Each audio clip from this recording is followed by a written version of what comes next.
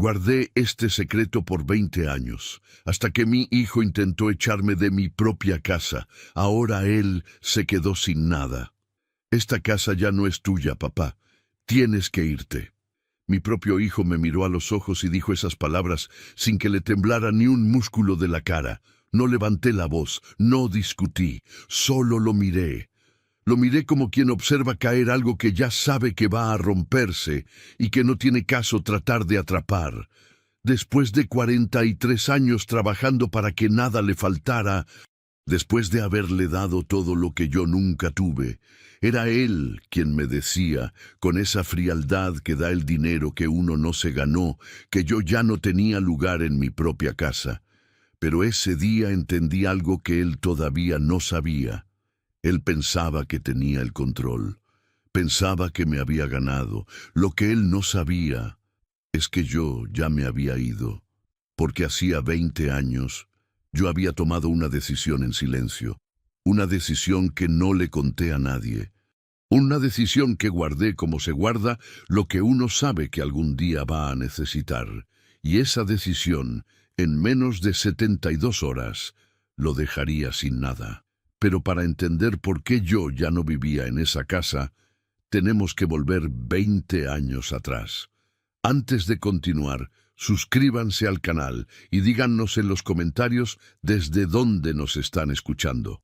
Mi nombre es Alberto Méndez y tengo 72 años. No lo digo para que me tengan lástima. Lo digo porque a esta edad uno ya sabe distinguir muy bien entre las personas que lo quieren y las que solo están esperando que uno se mueva para quedarse con lo que dejó. Esa mañana de martes amaneció con un frío raro para ser abril en Monterrey. El tipo de frío que se mete por las ventanas mal selladas y se instala en los huesos como visita que no fue invitada. Me levanté como siempre, despacio, sin prisa, con el ritual de siempre. El vaso de agua antes de cualquier cosa, los minutos frente al jardín mientras el café hacía su trabajo y la revisión silenciosa del día que empezaba. Esto no empezó ese día. Llevaba meses cambiando su forma de hablarme. Llevaba tiempo notando algo diferente en la casa. Fernando llegaba más seguido de lo habitual, y no llegaba solo. Llegaba con Mariana, su esposa, que siempre traía esa sonrisa que no llega a los ojos. Una sonrisa de quien ya tomó una decisión y todavía no te lo dice. Llegaban, revisaban cosas con la mirada, las paredes, los muebles, el jardín, como si estuvieran haciendo un inventario, como si estuvieran midiendo lo que ya consideraban suyo. Mariana no decía mucho, pero cada decisión de Fernando parecía confirmarse cuando ella asentía. Era así como funcionaban los dos. Él hablaba, ella validaba con un gesto, y juntos avanzaban como si el resto del mundo solo estuviera ahí para cederles el paso. Yo los observaba sin decir nada. A mis años uno aprende que hay momentos en que el silencio dice más que cualquier pregunta. No siempre fue así, pero con los años, algo en él empezó a cambiar. El Fernando que yo recordaba de joven tenía sus defectos, claro, pero también tenía momentos de ternura que con el tiempo fueron desapareciendo, como una vela que no se apaga de golpe, sino que va consumiéndose tan despacio que uno no se da cuenta hasta que ya no queda nada. Esa mañana de martes, Fernando llegó solo, sin llamar. Tenía llave, claro que la tenía. Se la di hace años para que pudiera entrar si alguna vez me pasaba algo. Pero hay una diferencia entre tener llave de la casa de tu padre y entrar como quien ya es el dueño. Esa diferencia él ya no la veía. Lo escuché recorrer el pasillo. Sus pasos siempre fueron así, rápidos, impacientes, como si el tiempo de los demás valiera menos que el suyo. Entró a la cocina donde yo seguía con mi café y me miró con esa expresión que había ido perfeccionando con los años. Una mezcla de impaciencia y algo más oscuro que nunca supe cómo nombrar bien. Indiferencia, desprecio, tal vez las dos cosas juntas. «Papá, necesitamos hablar», dijo, y jaló una silla sin pedirme permiso. Me tomé mi tiempo para dejar el café sobre la mesa, sin prisa. «Aquí estoy», le dije. Fernando abrió una carpeta. Había papeles adentro, aunque yo no podía ver bien qué decían desde donde estaba sentado. Los acomodó sobre la mesa con ese gesto de quien cree que los papeles le dan autoridad. «He estado hablando con un abogado», empezó. «La casa está a tu nombre, sí, pero dado tu estado de salud y tu edad, lo más conveniente sería hacer una transferencia». «Mi estado de salud está bien», lo interrumpí. Él apretó la mandíbula. Eso siempre lo hacía cuando yo no seguía el camino que él había trazado para la conversación. «Papá, no seas terco. Mariana y yo hemos hablado mucho de esto. Lo más lógico es que nos hagamos cargo de la propiedad ahora, mientras todavía puedes firmar sin complicaciones. Así evitamos trámites de sucesión, impuestos, todo ese proceso tan engorroso para cuando...» No terminó la frase. No necesitó hacerlo. «Para cuando yo me muriera». Eso era lo que iba a decir. Lo miré a los ojos. Sus ojos son iguales a los míos. Eso siempre me lo dijo su madre. La misma forma, el mismo color café oscuro. Pero adentro eran completamente distintos. Los ojos de Fernando hacía mucho que no tenían paciencia para nada que no les diera una ventaja. «No voy a firmar nada», dije. El silencio que siguió fue pesado. Él cerró la carpeta despacio, demasiado despacio, como controlando algo que quería salir de otra manera. «Esto no es una discusión, papá. Es una conversación de adultos. Necesitas entender que mantener esta casa te está costando dinero que no tienes, y que Mariana y yo podemos hacernos cargo de todo eso mucho mejor que...» Fernando. «¿Qué? Ya te dije que no voy a firmar nada». Fue entonces cuando algo cambió en su cara. La máscara de la conversación razonable se cayó, aunque solo por un segundo. Solo el tiempo suficiente para que yo viera lo que había debajo. «Esta casa ya no es tuya, papá», dijo, y su voz salió plana, sin emoción, como quien recita algo que lleva mucho tiempo ensayando. «Tienes que irte». Ahí estaba. Por fin en palabras. 43 años de ser su padre. 43 años de madrugar, de no gastar en lo que quería para que a él no le faltara nada, de enfermarme de trabajo para pagar su universidad, sus deudas de los primeros años, el enganche de su primer departamento. Todo eso reducido a 8 palabras sobre una mesa de cocina un martes de abril. No levanté la voz, no rompí nada, no lloré, solo lo miré, y en ese silencio mío, algo en él se incomodó. Esperaba otra cosa, estaba claro. Esperaba que yo discutiera, que me alterara, que le diera la escena que necesitaba para justificarse después. Pero yo no le di nada de eso. Me levanté despacio, tomé mi taza de café y le dije, con la misma calma con que uno le habla al viento: «Ya escuché lo que tenías que decirme», y salí de la cocina. Escuché cómo acomodaba sus papeles, cómo se levantaba, cómo recorría el pasillo hacia la salida. Escuché el sonido de la puerta al cerrarse. Me quedé de pie frente al jardín, con el café ya frío en la mano, mirando las bugambilias que su madre plantó hace 30 años, y pensé en Felipe. Pensé en aquella tarde de hace 20 años, en los documentos, en la decisión que tomé sin decírsela a nadie. Lo que ellos no sabían es que todo ya había cambiado. Hay un tipo de silencio que no descansa, que se queda rondando la casa como si también él estuviera esperando algo. Esa noche, Fernando regresó con Mariana. No me avisó, no tocó. Entró con su llave como quien entra a un lugar que ya siente suyo y traía a su esposa del brazo, como si llegaran a tomar posesión de algo. Ella tenía esa forma de entrar a los cuartos que siempre me pareció calculada. Primero la mirada, recorriendo todo despacio, evaluando, midiendo, luego la sonrisa. Siempre la sonrisa. «Don Alberto», me saludó, con esa voz suave que usaba cuando quería parecer considerada. Qué bueno encontrarlo levantado. Como si a las 8 de la noche fuera raro que un hombre estuviera despierto. Me levanté del sillón sin apurarme.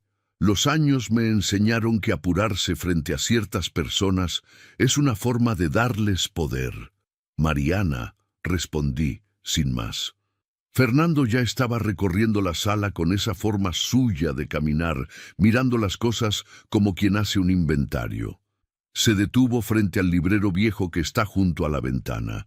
Lo tocó con la punta de los dedos, como calculando su valor o su peso, o las dos cosas. «Este mueble hay que sacarlo», le dijo a Mariana, sin voltear a verme. Ella asintió despacio, sin decir nada, pero ese asentimiento fue suficiente. Así funcionaba entre ellos. Él proponía, ella confirmaba con un gesto, y el asunto quedaba decidido como si el resto del mundo no existiera en el cuarto. Hablaban de mi librero, del librero donde están los libros que leí en 40 años. El mismo donde guardo, entre las páginas de un diccionario viejo, la fotografía de mi esposa Carmen, el día de nuestra boda. No dije nada. Me volví a sentar. Fernando sí me volteó a ver entonces, como si recordara de repente que yo seguía en el cuarto. «Papá, ya había hablado con un agente inmobiliario, convencido de que pronto la casa estaría a su nombre. Quiere ver la propiedad esta semana. Necesito que no estés aquí ese día, que sea más fácil para todos». Lo miré. «No voy a organizarme para eso», dije. «No te estoy pidiendo permiso». Mariana se acomodó el cabello y fingió revisar algo en su teléfono.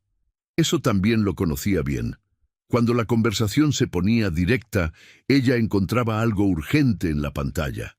Así se mantenía cerca sin ensuciarse las manos. «Fernando», dije con calma, «esta casa está a mi nombre. Ninguna gente entra aquí sin que yo lo autorice».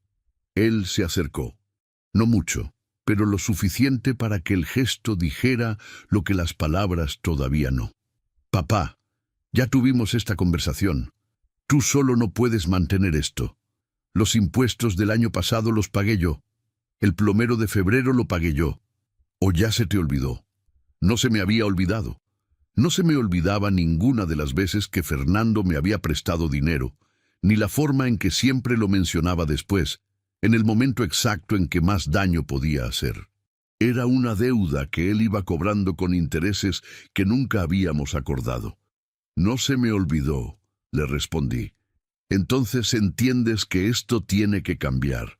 «Lo que entiendo», dije, «es que es tarde y que mañana tengo cosas que hacer».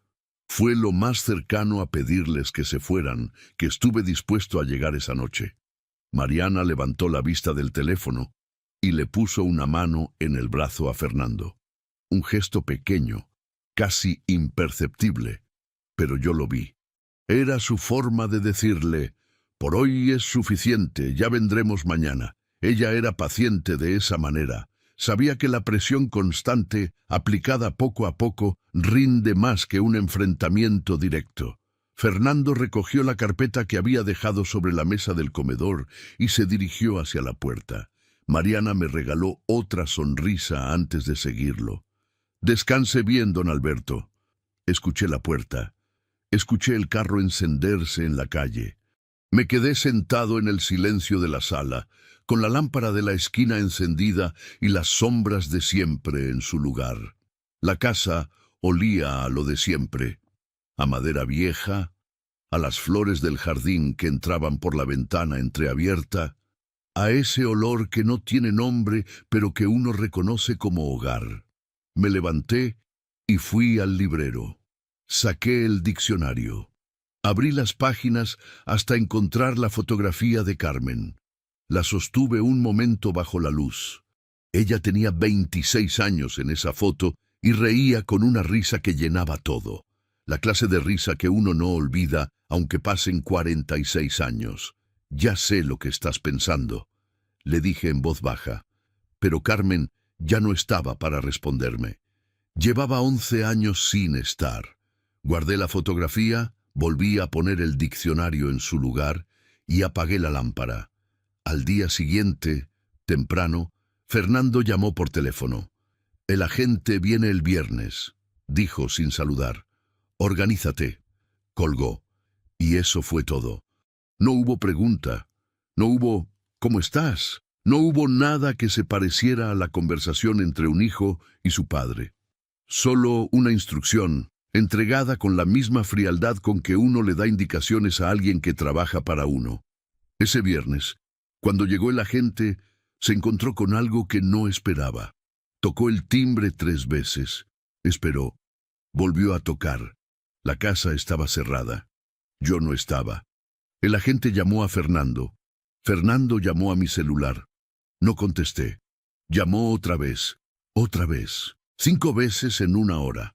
Al 6º intento, contesté. ¿Dónde estás?, me preguntó, y su voz ya no tenía la calma de los días anteriores. Salí, le dije.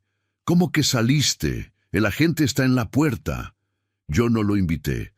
El silencio que siguió fue diferente a los anteriores. Era el silencio de alguien que empieza a darse cuenta de que las cosas no van a ser tan sencillas como había calculado. Papá, Fernando, ya es tarde. Hablamos mañana. Colgué. Me senté en la banca de la plaza que está a 6 cuadras de la casa, con el sol de la mañana en la cara y las palomas haciendo lo suyo alrededor de mis pies. Pedí un café de un carrito que siempre está en la esquina. Me lo tomé despacio y pensé en Felipe Ruiz. Pensé en la llamada que necesitaba hacer, en los documentos que tenía guardados desde hacía 20 años, en un sobre dentro de la caja de herramientas, en el cuarto de lavado, en el lugar donde Fernando nunca buscaba nada porque él nunca aprendió a reparar lo que se rompía. Fue ahí cuando entendí que esto no sería tan fácil para él. Hay decisiones que uno toma en silencio porque sabe que, si las dice en voz alta, alguien va a intentar detenerlo. Para entender lo que hice hace 20 años, hay que entender primero lo que estaba pasando en esa época. Y para entender eso, hay que conocer a Felipe Ruiz. Felipe y yo nos conocimos a finales de los 70, en una obra de construcción en el centro de Monterrey. Yo tenía poco más de 30 años y él andaba por la misma edad. Los dos éramos peones. Los dos llegábamos antes que nadie y nos íbamos después que todos. Los dos teníamos hambre del mismo tipo, no solo de comida, sino de algo más difícil de nombrar. Esa hambre de demostrarle al mundo que uno vale más de lo que el mundo está dispuesto a pagar por uno. Durante 12 años trabajamos cerca. Cambiamos de obras, de empresas, de ciudades, pero siempre terminábamos encontrándonos. Así son las amistades que se forman en el trabajo duro. No se eligen exactamente, se reconocen. Un día uno voltea y entiende que esa persona ya es parte de su vida de una manera que no necesita explicación. Felipe tuvo un olfato para los negocios que yo nunca tuve. Mientras yo seguí en la construcción, él empezó a invertir. Primero pequeño, un terreno aquí, una bodega allá. Luego, más grande. Para el año 2000, Felipe Ruiz ya era dueño de 3 empresas y de más propiedades de las que yo podría contar. No lo decía con presunción. Nunca fue de esos. Pero uno lo veía en los detalles, en el carro, en el reloj, en la forma tranquila con que manejaba los problemas. Yo, en cambio, para el año 2000, estaba en el peor momento de mi vida. Carmen llevaba 2 años luchando con una enfermedad del corazón que no tenía cura rápida ni barata. No era algo que te matara de inmediato, pero tampoco era algo que te dejara vivir en paz ni te dejara ahorrar un solo peso. El tipo de enfermedad crónica que exige tratamiento constante, especialistas, medicamentos que no están en el seguro, estudios que se repiten cada 3 meses. El tipo de enfermedad que uno no ve venir y que cuando llega se instala en el centro de todo y lo reorganiza sin pedirle permiso a nadie. Los gastos médicos se comieron primero los ahorros, luego se comieron el fondo que tenía separado para la Universidad de Fernando, luego empezaron a comerse la casa. Tenía una deuda con el banco que no podía pagar. Una deuda que había empezado siendo manejable y que con los intereses se había convertido en algo que me quitaba el sueño todas las noches. El banco me había dado un plazo que se estaba acabando. La casa valía en ese entonces 600,000 pesos. La deuda era de 380,000 pesos. Si el banco ejecutaba la hipoteca, yo perdía todo. Y todo en ese momento significaba el único lugar donde Carmen podía estar tranquila, en su cama, rodeada de sus cosas, con el jardín que ella misma había plantado fuera de la ventana. No podía dejar que eso pasara. Una noche de noviembre, Felipe me llamó. No sé cómo se enteró, porque yo no le había dicho nada. Así era él. Siempre se enteraba antes de que uno se lo contara. «Alberto», me dijo, «necesito que vengas mañana. Tengo algo que proponerte». Fui a su oficina en el centro. Una oficina seria, con muebles de madera oscura y ventanas grandes que daban a la ciudad. Felipe estaba detrás de su escritorio con 2 cafés servidos y una carpeta delgada frente a él. Me senté. «Sé lo que está pasando», me dijo sin rodeos. «Y sé que no me lo ibas a decir». No le respondí. Era verdad. «Tengo una propuesta», continuó. «Quiero comprarte la casa». Lo miré. «No está en venta. Escúchame primero». Y lo escuché. Lo que Felipe me propuso esa tarde no era una compra ordinaria.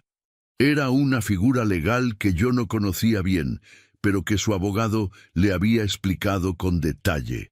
Eso fue lo que me explicó el notario en su momento, y lo que confirmé años después al revisar los documentos. Un contrato de compraventa real, registrado ante notario, con el precio completo de la propiedad. Él pagaría los 600,000 pesos. Yo usaría ese dinero para liquidar la deuda con el banco, pagar los gastos médicos de Carmen y guardar lo que sobrara. Pero había una condición. El contrato incluía una cláusula de usufructo vitalicio a mi favor. Eso significaba que aunque Felipe sería el dueño legal de la casa desde el momento en que firmáramos, yo tendría el derecho de vivir en ella por el resto de mi vida, sin pagar renta, sin que nadie me pudiera sacar. Era un derecho inscrito en el registro público de la propiedad, con la misma fuerza legal que la escritura misma. «Esto no es un favor», me dijo Felipe, y lo dijo mirándome directo. «Es un negocio. Yo invierto en una propiedad que me interesa. Tú conservas tu hogar y resuelves tus deudas. Los dos ganamos». Lo miré durante un momento largo. «¿Y Fernando?», pregunté. «¿Qué con él? Algún día va a querer esta casa». Felipe cruzó los brazos sobre el escritorio. «Eso es tuyo de resolver, Alberto, pero la ley es clara. Mientras vivas, nadie te puede sacar. Y cuando ya no estés, la casa ya estará en manos de mis hijos, que es a donde ya va a ir de todas formas, porque yo no tengo intención de venderla». Pensé en Carmen, pensé en la deuda, pensé en los días que llevaba sin dormir bien, y pensé en Fernando, que en ese entonces tenía 23 años y ya mostraba señales que en ese momento no supe manejar de la mejor manera. Firmé. Firmamos los dos ante notario el 14 de noviembre del año 2000. El contrato quedó inscrito en el registro público. Felipe depositó el dinero esa misma semana. Yo liquidé el banco, pagué los médicos y guardé lo que sobró en una cuenta que no le mencioné a nadie. Nunca le dije nada a Fernando. No porque quisiera escondérselo para siempre, sino porque primero vino la enfermedad de Carmen, y después su muerte, y después el duelo, y después los años que uno no sabe muy bien cómo pasaron. Y porque en algún momento entendí que si se lo decía, habría una pelea para la que yo todavía no estaba listo. Guardé los documentos en un sobre, los metí dentro de la caja de herramientas en el cuarto de lavado y seguí viviendo en mi casa, en la casa que ya no era mía, pero donde yo tenía todo el derecho del mundo de estar. Durante 20 años nadie supo nada. Firmé algo ese día que nadie conocía. Hay momentos en que la vida le da a uno la oportunidad de actuar antes de que el daño sea irreversible, Uno aprende a reconocerlos, o los aprovecha, o después solo le queda lamentarse. La mañana después de haberle colgado a Fernando, me levanté más temprano que de costumbre, no porque no hubiera podido dormir. Dormí bien, mejor que en semanas, sino porque había algo que necesitaba hacer antes de que el día se llenara de ruido, y ese tipo de cosas se hacen mejor con la mente fría y la casa todavía en silencio. Fui al cuarto de lavado. Es un cuarto pequeño, al fondo de la casa, que huele a detergente y a humedad vieja.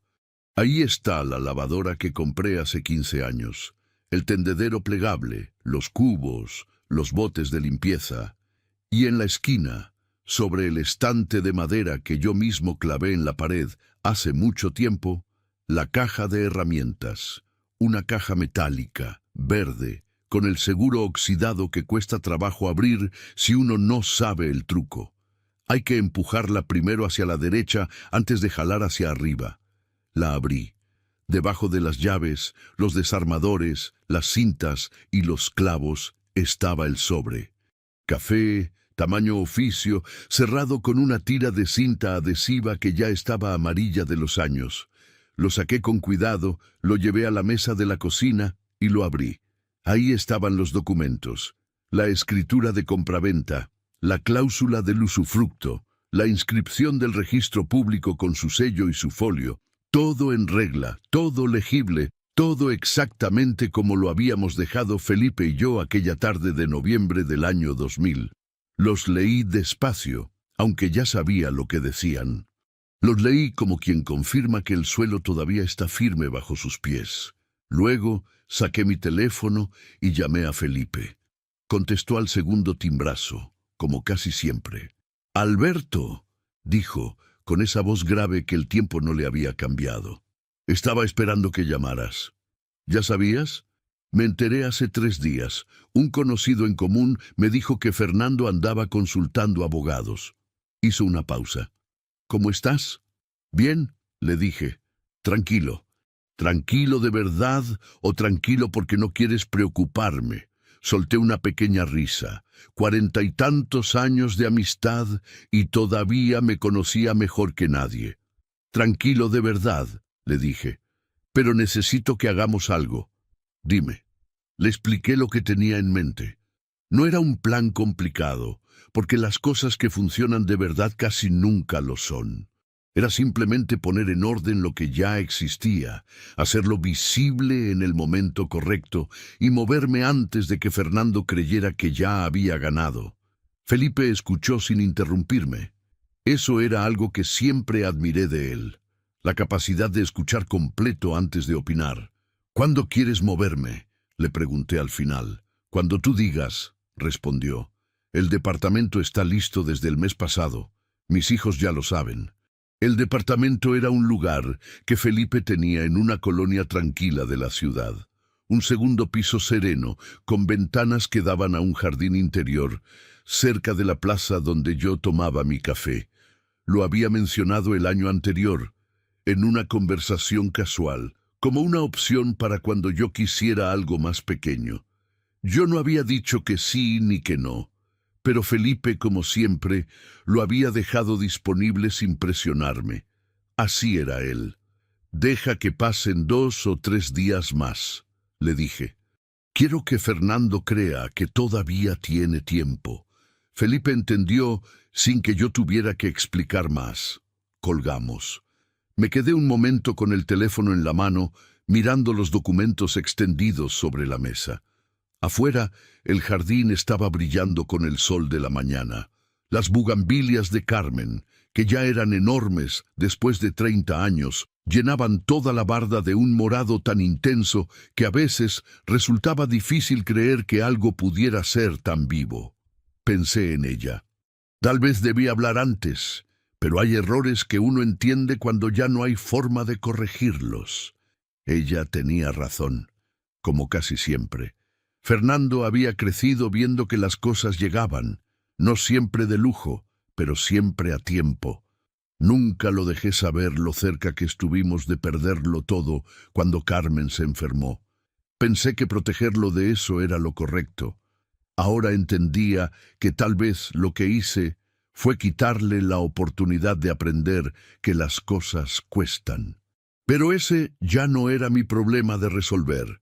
Los siguientes 2 días los usé en silencio y en orden. Hablé con el notario que había llevado el contrato original, un hombre ya mayor que seguía en el mismo despacho en el centro.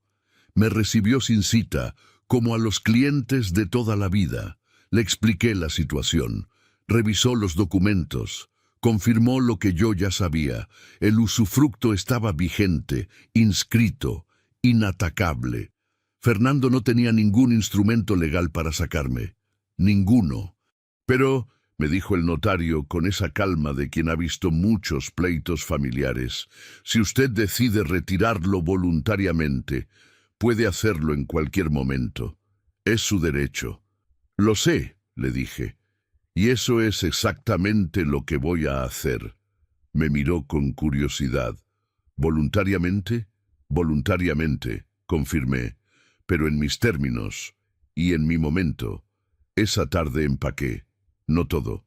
Solo lo que era mío de verdad. La ropa, los libros que más quería, la fotografía de Carmen, algunos objetos que tienen historia y que no se reemplazan. Todo cupo en 3 cajas medianas y una maleta.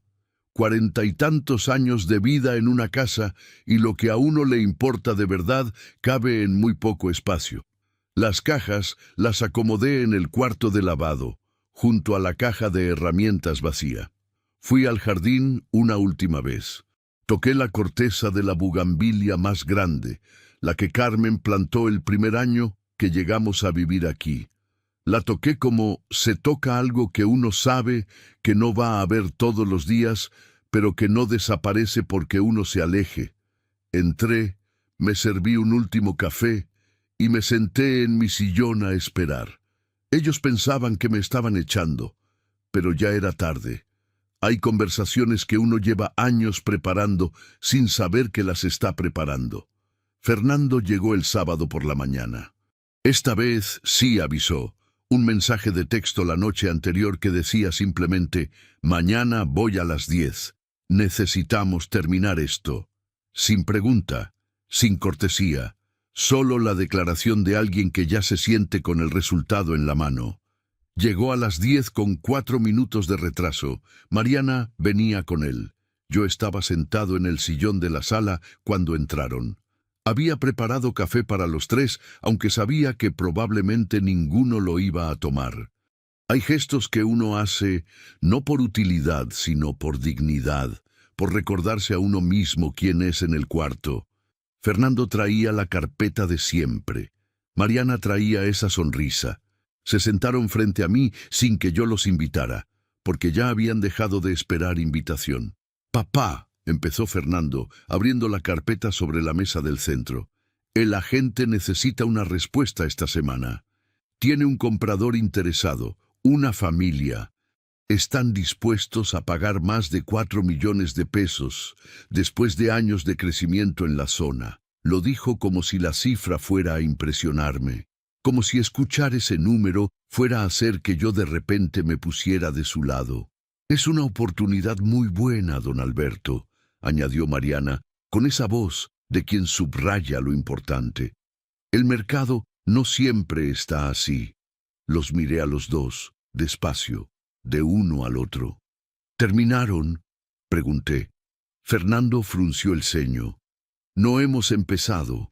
Necesito que firmes la autorización para que el agente pueda mostrar la propiedad de manera oficial y...» «Fernando». «¿Qué? Esta casa no está en venta». El silencio que siguió fue diferente a todos los anteriores. Más tenso, más pequeño, como si el cuarto se hubiera encogido de repente. Fernando cerró la carpeta con un golpe seco sobre la mesa. «Papá, ya me cansé de esta conversación. Llevamos semanas dando vueltas en lo mismo, y tú sigues sin entender que esto no es opcional. Tú solo no puedes mantener esta propiedad, los impuestos, el mantenimiento, los servicios. Los pago», dije. «¿Con qué? La voz le subió, y Mariana le puso la mano en el brazo, pero él la ignoró. ¿Con tu pensión? ¿Con lo que te queda después de tus medicamentos? Papá, seamos serios. Me tomé un momento. Afuera, por la ventana de la sala, se veía el jardín. El sol de la mañana estaba pegando directo sobre las bugambilias, y todo ese morado brillaba con una intensidad que casi dolía mirar. Pensé en Carmen. Pensé en Felipe, pensé en aquella tarde de noviembre del año 2000, sentado frente a un escritorio con 2 cafés y una carpeta delgada. Pensé en los documentos que ya no estaban en la caja de herramientas, porque desde el día anterior estaban en el despacho del notario, en proceso. Tienes razón en una cosa, le dije a Fernando. Él me miró, sorprendido de que yo cediera, aunque fuera 1 milímetro. ¿En cuál? En que esta conversación ya terminó. Me levanté despacio. Fui hacia el librero, saqué un sobre blanco que había dejado ahí esa mañana y lo puse sobre la mesa, frente a Fernando. Él lo miró sin tocarlo. ¿Qué es esto? Ábrelo. Mariana se inclinó un poco hacia adelante. Fernando tomó el sobre, lo abrió, sacó los documentos. Los fue mirando página por página, con esa expresión de quien está leyendo algo que no entiende del todo, pero que le está generando una incomodidad creciente. Lo vi exactamente cuando llegó a la página del registro público. Su cara cambió, no de golpe, sino despacio, como cuando una luz se va apagando, en lugar de cortarse de repente. El color, la seguridad, esa expresión de quien cree que tiene el control. Todo eso se fue yendo poco a poco mientras leía. «¿Qué es esto?», preguntó, y su voz ya no sonaba igual. «Es la escritura de compraventa de esta casa», le dije. «Firmada hace 20 años, registrada en el registro público de la propiedad del Estado de Nuevo León». «¿Compraventa?».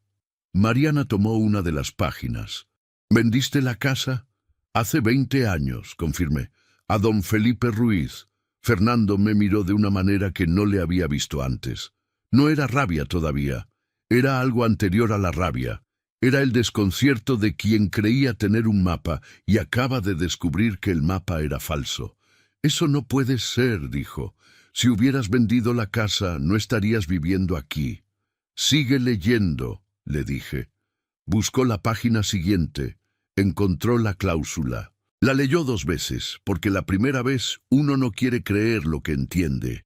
Usufructo vitalicio a favor de Alberto Méndez. «Viví aquí porque tenía el derecho legal de hacerlo», dije. «Un derecho inscrito, registrado, inatacable. Nadie me podía sacar, ni el dueño, ni un juez, ni tú». «¿Felipe Ruiz?», repitió Fernando con la voz extraña. «El amigo de... ¿Cuándo? ¿Por qué?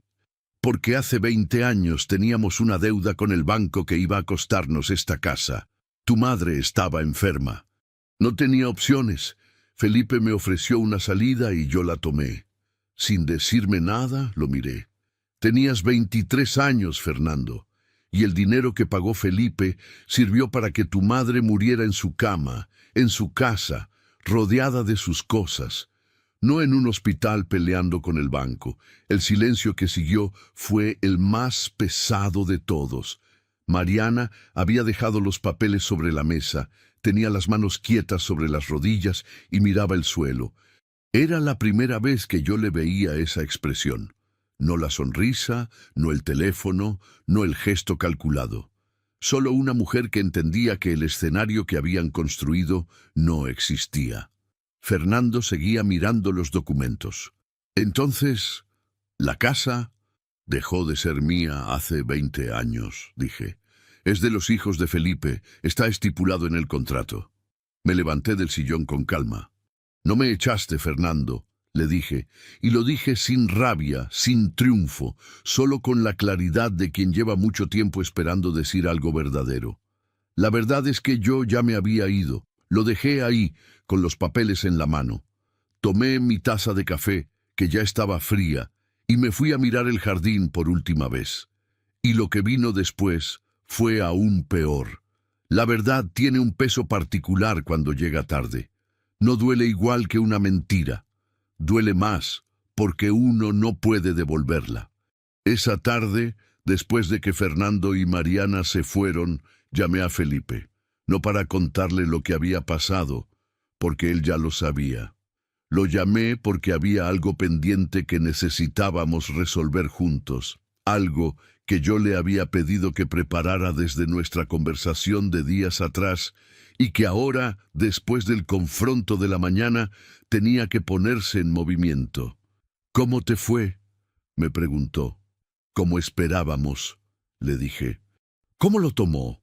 Pensé en la cara de Fernando cuando leyó la cláusula del usufructo, en ese color que se le fue de golpe, en la voz que cambió de tono sin que él pudiera evitarlo. «Todavía no lo ha terminado de tomar», respondí. «Mañana va a intentar algo. ¿Estás listo para mudarte? Las cajas ya están hechas. Mando a los muchachos en la mañana, colgamos». Me senté en el jardín esa noche. Saqué una silla de madera que tengo desde hace años, una que cruje un poco, pero que todavía aguanta bien, y me quedé ahí hasta que oscureció del todo. El cielo de Monterrey en abril tiene algo particular. Las estrellas aparecen despacio, como si también ellas llegaran con calma, sin apurarse. Pensé en todo lo que Felipe no me había dicho directamente esa tarde de noviembre del año 2000, pero que yo había entendido de todas formas. Felipe tenía 3 hijos, Gabriel, el mayor, que para ese entonces ya trabajaba con él, Mateo, el del medio, callado y serio como su padre, y Lucía, la menor, que estudiaba en Guadalajara y que se parecía a su madre en esa forma de caminar con seguridad que da la gente que se sabe querida. Cuando Felipe me propuso el contrato, yo entendí que no era solo un negocio, era también una forma que él tenía de proteger lo que había construido. Una propiedad en una zona que con los años iba a seguir subiendo de valor, una inversión real para sus hijos, y al mismo tiempo una mano que le extendía a su amigo de tantos años sin hacerlo sentir que le estaba haciendo un favor. Así era Felipe Ruiz. Lo que yo no había terminado de explicarle a Fernando esa mañana, porque Fernando no había estado en condiciones de escuchar más, era el resto. El resto era esto. Cuando Felipe y yo firmamos el contrato en el año 2000, incluimos una segunda cláusula que no estaba en las páginas que yo le mostré a Fernando. Una cláusula que el notario redactó con precisión. Decía, en términos legales, algo que en palabras simples significaba lo siguiente. Yo tenía el derecho de renunciar voluntariamente al usufructo en cualquier momento, siempre y cuando esa renuncia fuera declarada ante el mismo notario y quedara inscrita en el registro público. Lo que muy poca gente sabía era que Felipe, 3 años después de nuestra firma original, había transferido la nuda propiedad de la casa directamente a sus 3 hijos mediante un fideicomiso familiar. Él ya no figuraba como propietario desde hacía años. La propiedad pertenecía legalmente a Gabriel, Mateo y Lucía Ruiz. Felipe me lo comunicó en su momento y yo lo firmé como notificado. Todo quedó inscrito. Eso significaba que cuando yo renunciara al usufructo, la consolidación de la propiedad plena ocurriría directamente en manos de ellos, sin trámite adicional, sin esperar, sin posibilidad de impugnación. Yo había firmado esa renuncia el jueves por la tarde, en el despacho del notario, y el notario ya la había presentado oficialmente antes de que Fernando intentara vender la casa. El viernes quedó registrada.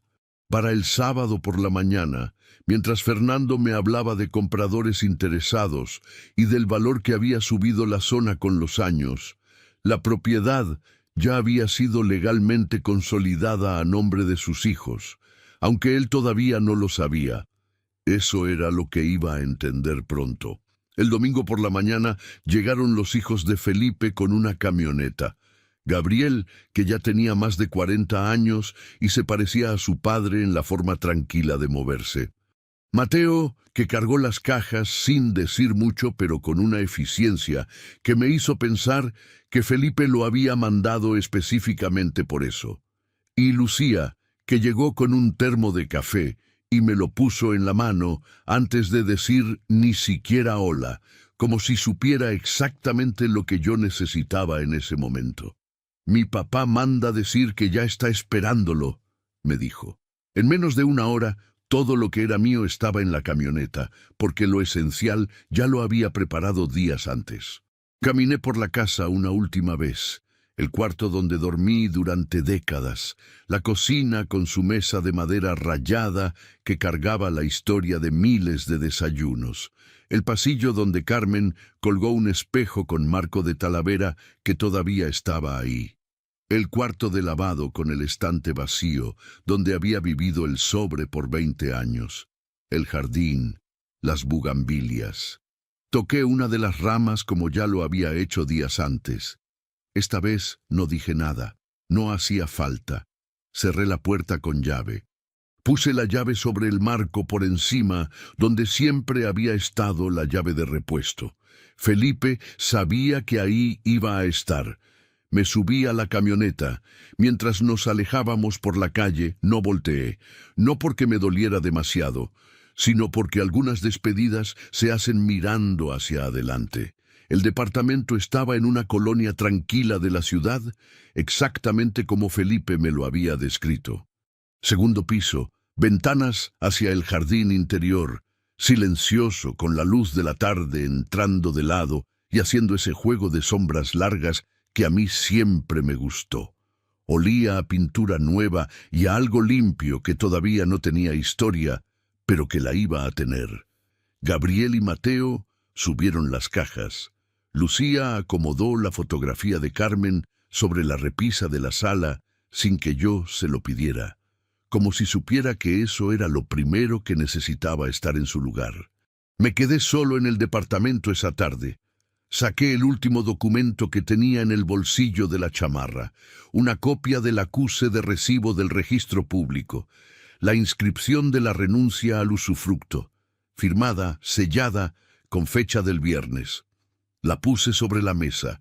Fernando Méndez no era el heredero de nada, no tenía ningún instrumento legal, ninguna reclamación, ningún camino. La propiedad ya había sido legalmente consolidada a nombre de los hijos de Felipe, conforme a lo que habíamos firmado años atrás, y él todavía no lo sabía del todo. En ese momento, estaba a punto de entenderlo. Hay personas que solo entienden lo que perdieron cuando ya no hay nada que recuperar. Fernando tardó 2 días en enterarse. No me lo contó él, claro. Me lo contó Felipe, que recibió una llamada el martes por la mañana de un número que no conocía. Era un abogado. Un abogado que Fernando había contratado con prisa, de esos que atienden casos urgentes sin hacer demasiadas preguntas y que llamaba en nombre de su cliente para notificar que se impugnaría la transferencia de la propiedad por considerar que existían vicios en el contrato original. Felipe me llamó después de colgar.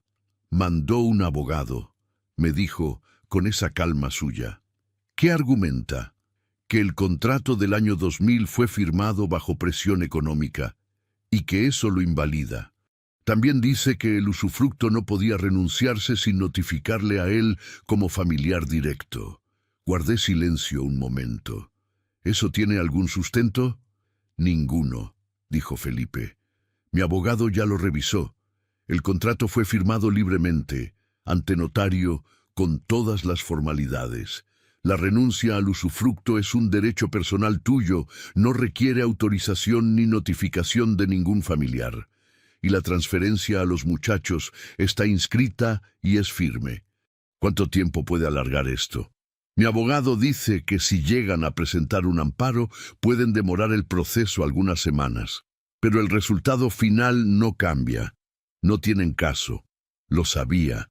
Pero escucharlo en voz de Felipe lo hacía más concreto. ¿Cómo está él?, pregunté. Felipe tardó un segundo. Desesperado, según me dijeron. Habló con 2 abogados más antes de encontrar al que lo tomó. Los primeros dos le dijeron lo mismo que te estoy diciendo yo. El comprador desapareció en cuanto se enteró del problema legal. El agente dejó de contestarle. Y por primera vez nadie estaba de su lado.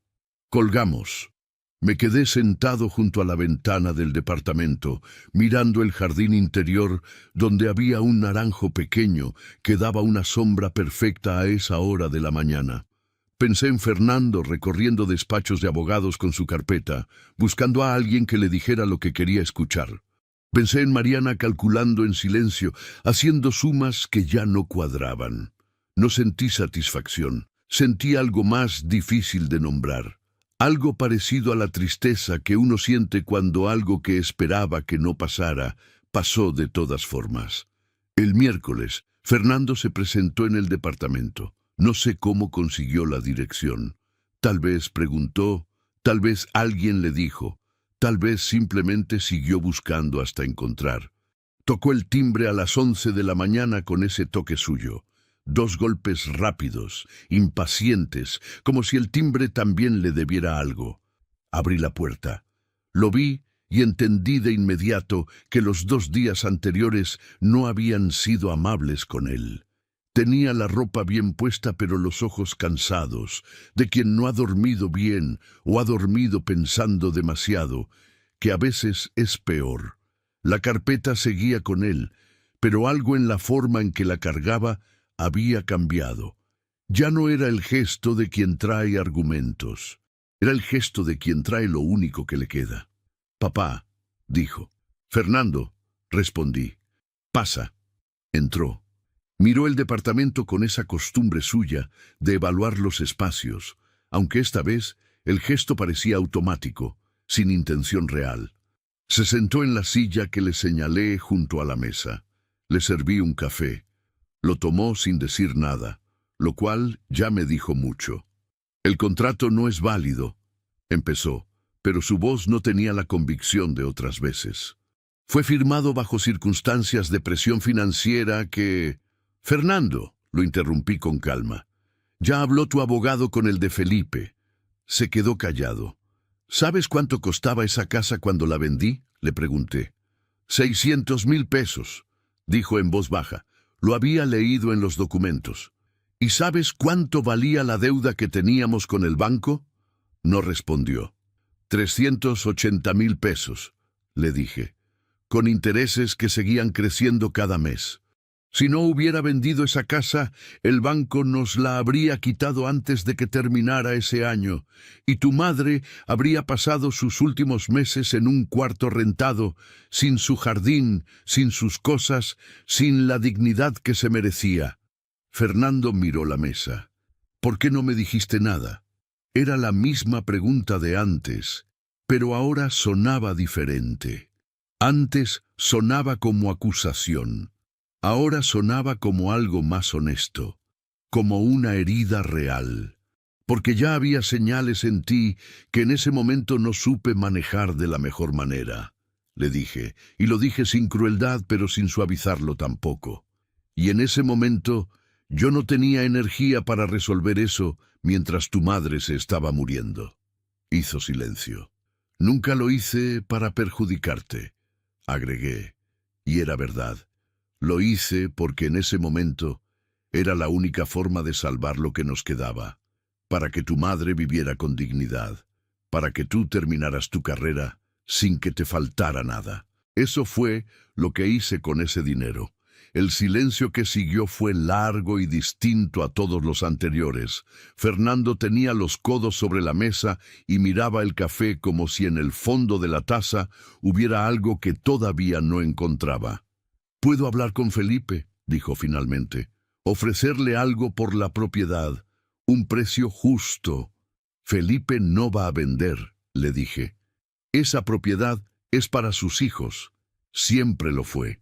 «Entonces, ¿qué se supone que haga yo?». Lo miré. Era una pregunta real, no de estrategia, no de negociación. Era la pregunta de alguien que había construido un plan durante meses, tal vez durante años, y que en ese momento se encontraba con que el suelo debajo no era lo que creía. Lo mismo que hice yo cuando tenía tu edad y no tenía nada, le respondí. Trabajar, construir, sin contar con lo que no te ganaste. Apretó la mandíbula. El amparo no va a prosperar, Fernando. Ya lo saben tus abogados, aunque no te lo digan tan directo porque todavía quieren cobrar. Se levantó, agarró la carpeta, caminó hacia la puerta con esos pasos suyos, aunque esta vez más lentos, como si los pies le pesaran más de lo normal. En la puerta se detuvo. No volteó del todo, solo lo suficiente para que yo viera su perfil. ¿Y así vas a quedarte?, me preguntó. ¿En un departamento ajeno, a tu edad? Estoy en casa, le dije, y lo decía en serio. Este lugar es mío porque yo decido que lo es, no porque un papel lo diga, no respondió.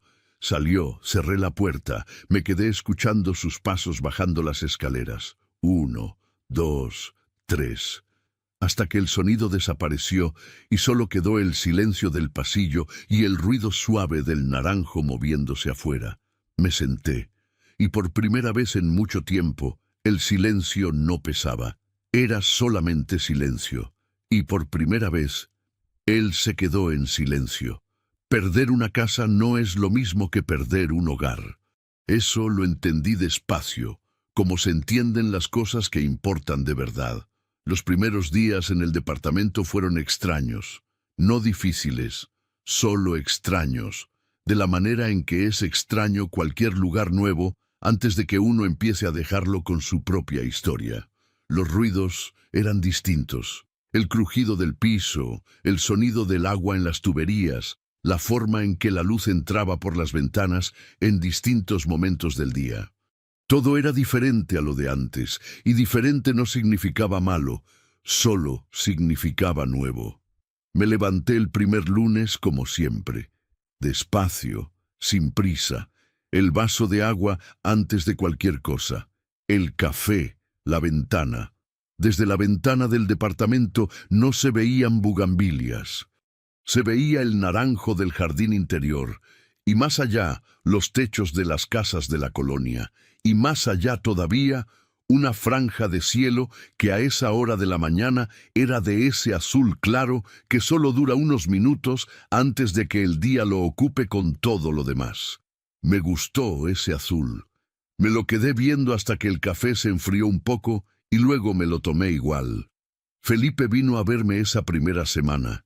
Llegó sin avisar, como siempre, con 2 panes de una panadería que encontró de camino. Se sentó en la silla junto a la ventana y estuvo un rato sin decir nada, mirando el mismo naranjo que yo miraba por las mañanas. «¿Cómo estás?», me preguntó finalmente. «Bien», le dije, y esta vez no había ninguna segunda lectura en la respuesta. Me miró. «¿Bien de verdad? Bien de verdad, Felipe». Asintió despacio, con esa forma suya de asentir que significa que te creyó, pero que también se está guardando el derecho de volver a preguntar más adelante. «Gabriel quiere saber si puedes ir el domingo», dijo. «Hacen una comida en la casa». «¿Cuál casa?» «La mía, la de siempre». Le dije que sí. Esa comida del domingo fue la primera vez en mucho tiempo que me senté a una mesa con gente que me quería sin ningún cálculo de por medio. Gabriel, con su esposa y sus hijos. Mateo, que habló más de lo que yo le había escuchado hablar en años. Lucía, que insistió en que yo me sentara en la cabecera, aunque la cabecera era de su padre. Y Felipe tuvo que decirle que la cabecera era suya y que Alberto era su invitado, no el dueño de la casa. Y todos nos reímos de eso con esa risa que sale fácil cuando uno está entre los suyos. Comimos birria, bebimos agua de Jamaica. Hubo conversación y hubo ruido de niños, y hubo ese desorden alegre que tienen las comidas de familia cuando la familia de verdad quiere estar junta. Manejé de regreso al departamento esa tarde pensando en Carmen. Pensé en cuánto le habría gustado esa comida. Ella siempre supo moverse entre la gente con una naturalidad que yo nunca tuve del todo. Sabía escuchar, Sabía hacer preguntas que abrían a las personas, sabía quedarse callada en el momento exacto en que el silencio dice más que las palabras. A veces pienso que de ella aprendí más cosas de las que me di cuenta mientras ella estaba. Las semanas siguieron. Empecé a caminar por las mañanas, algo que en la casa anterior hacía poco, porque el jardín me daba la sensación de ya haber salido sin haber salido. Aquí no había jardín propio, así que salía. Caminaba hasta la plaza, pedía el café del carrito de la esquina, me sentaba en la banca con el sol en la cara y los pies entre las palomas.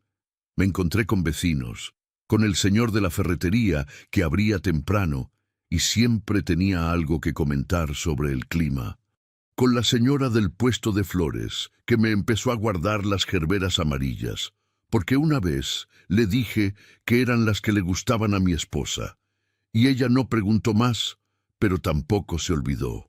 La vida tiene esa manera de llenarse sola cuando uno le deja espacio. De Fernando no supe nada directo durante casi un mes. Me enteré por otras vías, como casi siempre pasa en estas cosas, que el amparo no había prosperado, que el segundo abogado también le había dicho que no había caso, que Mariana y él habían tenido discusiones fuertes que alguien escuchó y alguien más contó. No busqué los detalles. No me hacían falta. Un día llegó un mensaje a mi teléfono. Solo decía, «Cuando quieras hablar, avísame». Era de Fernando. Lo leí 2 veces. Lo dejé ahí sin responder, no por rencor, sino porque sabía que ese mensaje era el inicio de algo que todavía no estaba listo para empezar. Hay conversaciones que necesitan tiempo antes de poder ser honestas, y una conversación con Fernando que no fuera honesta no me interesaba tener. Lo respondería cuando sintiera que los dos estábamos listos. Eso podía tardar. Y estaba bien que tardara. Una tarde, semanas después, acomodé los libros en el pequeño librero que compré para el departamento. Un mueble nuevo, más chico que el anterior, pero con el espacio justo para lo que necesitaba. Los fui poniendo uno por uno, los de historia, los que me regaló Carmen en distintos cumpleaños, el diccionario viejo que ya casi no usaba para buscar palabras, pero que cargaba adentro lo que más me importaba guardar. Abrí el diccionario. La fotografía de Carmen seguía ahí, entre las mismas páginas de siempre. La puse sobre el librero, recargada contra los lomos de los libros, donde pudiera verla desde el sillón. Me senté. La luz de la tarde entraba de lado por la ventana, y le daba a la fotografía un tono cálido que hacía que su risa se viera todavía más viva de lo que ya era. «Ya estamos», le dije en voz baja. Afuera, el naranjo se movía despacio con el viento. Pensé en todo lo que había pasado, en los 20 años de silencio, en el sobre dentro de la caja de herramientas, en Felipe y su propuesta aquella tarde de noviembre, en Fernando y su carpeta y sus abogados y su prisa por quedarse con algo que nunca entendió del todo. Pensé en la casa, en el jardín, en las bugambilias de Carmen, y me di cuenta de algo que no había podido ver mientras todavía vivía ahí, que yo había pasado mucho tiempo cuidando una propiedad cuando lo que de verdad me importaba eran las cosas que vivieron dentro de ella. Y esas cosas, las que importaban, me las había traído en 3 cajas medianas y una maleta: la fotografía, los libros, la memoria de Carmen, la amistad de Felipe, la dignidad de haberme movido en mis propios términos. Todo eso estaba aquí. Todo eso siempre había estado en mí, no en las paredes. Había quienes pensarían que perdí, que un hombre que a esta edad vive en un departamento sencillo mientras otra familia ocupa la casa donde vivió 40 años, tiene todas las de perder. Pero esas personas no entienden lo que es cargar un secreto durante 20 años, no por cobardía, sino por elección. No entienden lo que cuesta quedarse callado cuando uno tiene todo el derecho de hablar. No entienden la diferencia entre el poder que viene del dinero y el poder que viene de saber quién es uno con todo lo que eso ha costado. Fernando se quedó sin la herencia que nunca le pertenecía. Yo me quedé con lo único que nadie puede quitarle a nadie.